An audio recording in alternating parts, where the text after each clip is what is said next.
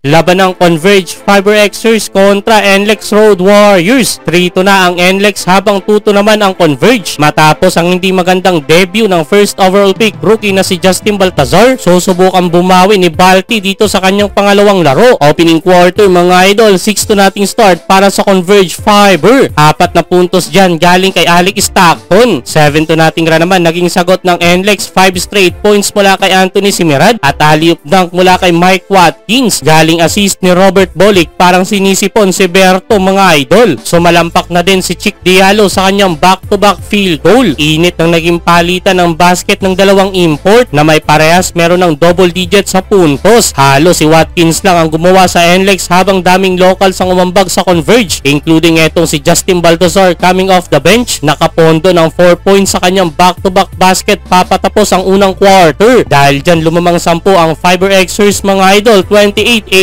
Entering second quarter, big impact pa rin hatid sa Converge ni Justin Baltazar. Back-to-back assist na parehas nagmula kay Justin Arana habang patuloy na pinapangunahan ni Mike Watkins ang opensa ng NLEX Road Warriors. Alley-oop dunk na naman mga idol, this time galing assist naman ni Kevin Alas. Buwat na ang NLEX, pumakita na ng outside shooting. Pero kahit anong pagdomina ni Watkins, laging may sagot ang Converge Fiber. Jordan Heading kumanaan na ng kanyang unang 3-pointer. Ganda ng daloy ng opensa ng Converge with Heading na meron ng 6 assist mga idol. Kumana din dyan ng isang 3 si Kevin Racal at patuloy din ang pagpunto sa ilalim ni Chick Diallo. Segundo na lang natira, magkakapikunan pa sina Alex Stockton at Robert Bolick. Alat pa so far si Berto, hindi makabuelo, butata pa inabot kay Diallo. Lamang pa rin 8 ang Converge mga idol. End of second quarter, 52-44. Solid first half para sa dalawang import, 17 kay Diallo at 21 kay Watkins. Entering third quarter, umiinit na si Robert Bolick. 6 straight points mula kay Berto mga idol, pero bilis nga lagi ng bawi ng Converge Fiber. 2-man game, Baltazar to Heading sa ilalim. Namagana dyan, mahigit 10